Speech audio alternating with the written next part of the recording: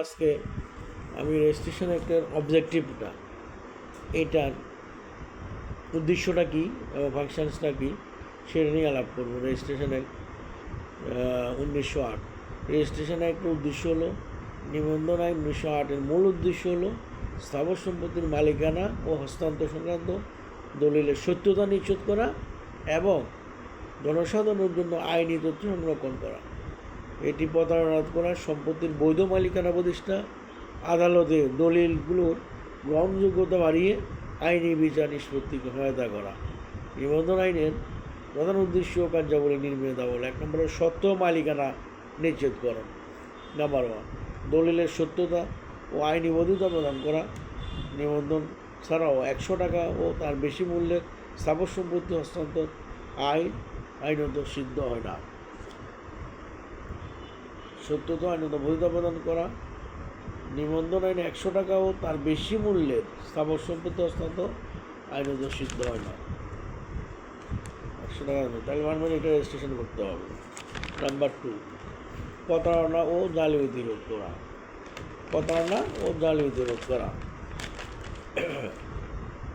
জাল দলিল তৈরি করা, একই সম্পত্তি একাধিকবার বিক্রি থেকে প্রতারণা রোধ করা। নাম্বার 3, পরে নোটিশ প্রদান করা। পরে নিজে নোটিশ প্রদান করা। সম্পত্তি হস্তান্তর আইন তার পক্ষ হতে সংশ্লিষ্ট সম্পত্তির মালিকানা, সত্ত্ব এবং দায়িত্ব সম্বন্ধে জানতে পারে, এই ব্যবস্থা করা। নাম্বার 4, রাজস্ব আদায়। দলিল নিবন্ধনের সময় নির্দিষ্ট হারে ফি বা কর প্রদানের মাধ্যমে সরকার ও স্থানীয় সরকার রাজস্ব আদায়ে সহায়তা করা। নাম্বার 5, স্থাবর হিসাবে ব্যবহার, সাক্ষ্য হিসাবে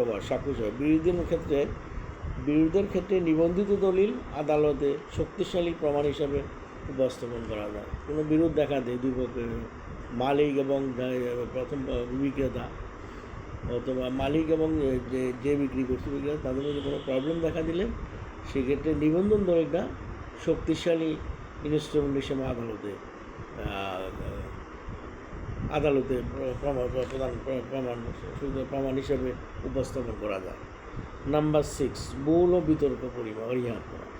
কোনো দলিল বা নষ্ট হয়ে যায় অথবা ধ্বংস হয়ে যায়, সেক্ষেত্রে ভূমি অফিসে সংরক্ষিত রেকর্ড থেকে দলিলের মাধ্যমে প্রদান বা সার্টিফাইড কপি প্রদান করা গ্রহণ করা যেতে পারে, সার্টিফাইড কপি সংগ্রহ করা যেতে পারে।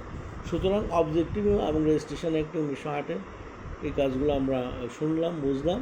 5টা পয়েন্ট: সত্য মালিকানা নিশ্চিতকরণ, নাম্বার 1। নাম্বার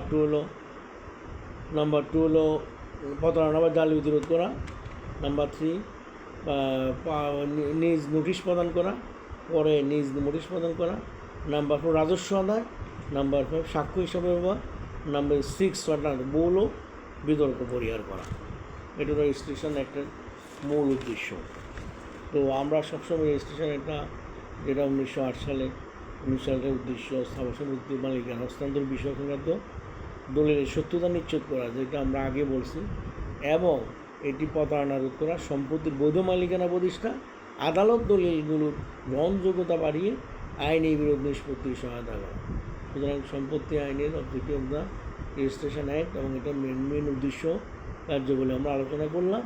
পরবর্তীতে এটা আরও অন্য কিছু থাকলেও, বিশেষ করে এটার বিভিন্ন রেজিস্ট্রেশন অ্যাক্টের অন্যান্য আইটেমগুলো বা কার্যাবলী তো আলাপ করলাম আমরা, ফাংশন এবং রেজিস্ট্রেশন অ্যাক্টের অন্য কোনো তথ্য থাকলে সেটাও আমরা ডেভেলপ করব। এটা হলো LLB ফাইনাল ইয়ার স্টুডেন্ট, তাদের আমাদের সেকেন্ড ইয়ার স্টুডেন্ট বা ফাইনাল পার্টের জন্য এই ভিডিওটা লিঙ্ক করা দেওয়া হলো, এই ভিডিওটা লিঙ্ক দেওয়া হলো। তো আমরা ভালো থাকবেন, সুস্থ থাকবেন, পাশাপাশি হাজিদের জন্য দোয়া করবেন। যারা হজে আসছে তারা যাতে সুস্থ স্বাস্থ্যে গন্তব্যে বসে, বাংলাদেশ ও সারা বিশ্বের সবাই যাতে আবার আল্লাহ ইবাদত করতে পারে এবং রাসূলুল্লাহ সাল্লাল্লাহু আলাইহি ওয়া সাল্লামকে আমরা সালাম দিই, আসসালামু আলাইকুম ইয়া রাসূলুল্লাহ, আসসালামু আলাইকুম। ধন্যবাদ। সবাই ভালো থাকবেন, সুস্থ থাকবেন। আসসালামু আলাইকুম ওয়া রাহমাতুল্লাহ।